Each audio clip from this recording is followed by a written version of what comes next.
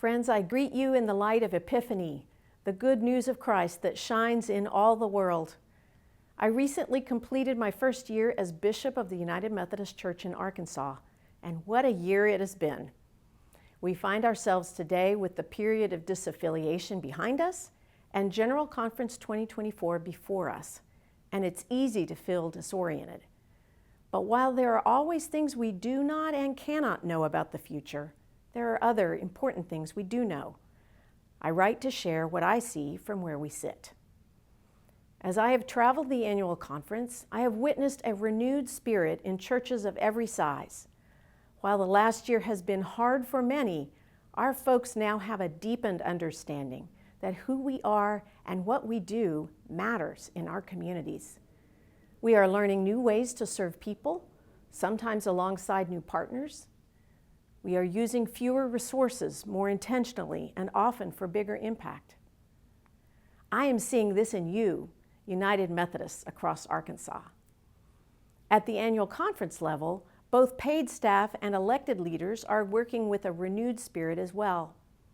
Last spring, I offered the following 4 areas of priority for our work at the conference level in service of our common mission, making disciples of Jesus Christ for the transformation of the world.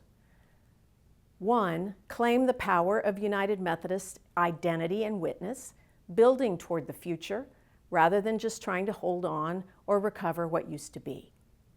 2, resource and support local church efforts to develop new relationships and ministry partnerships with their communities.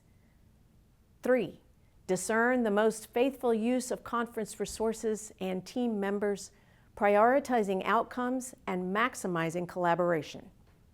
And 4, deepen the cultural competence of our staff, leaders, and churches. While not an exhaustive list, these priorities have been a good place for us to start in aligning conference resources.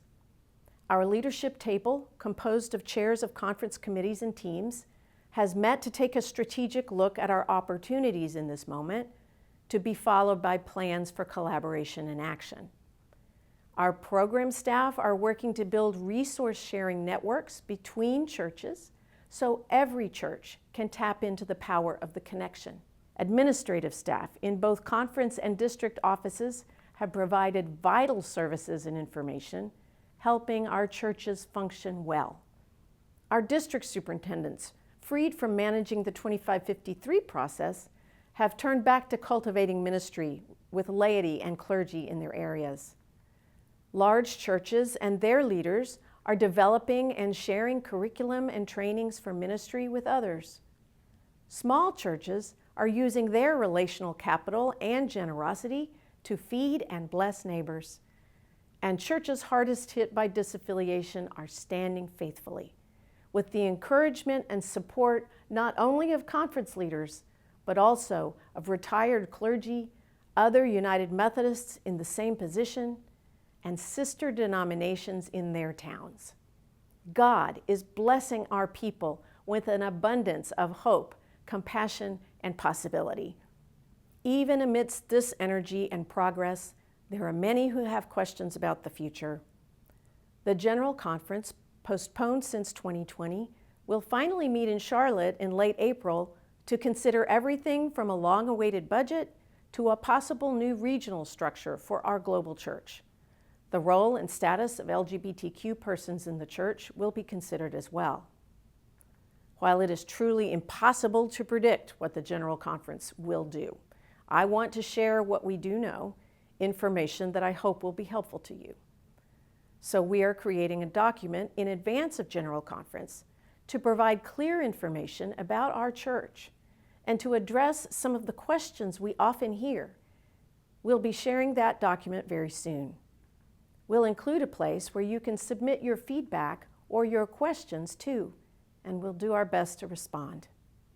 Finally, I'll be holding a series of Zoom conversations soon with different groups in the annual conference, including one for anyone who's interested. Again, I do not pretend to have all the answers, but I am glad to listen and to share what I can.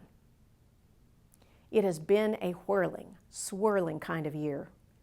Yet, as I've told many who have asked, My joy bucket has been consistently full, thanks to the goodness of God and the hospitality of Arkansas United Methodists. This next stretch of the road is likely to be just as full, but I trust the one who has brought us all this far. I give our God thanks for you and for the saving good news by which we live. Grace and peace be with you in the name of our Savior, Jesus the Christ.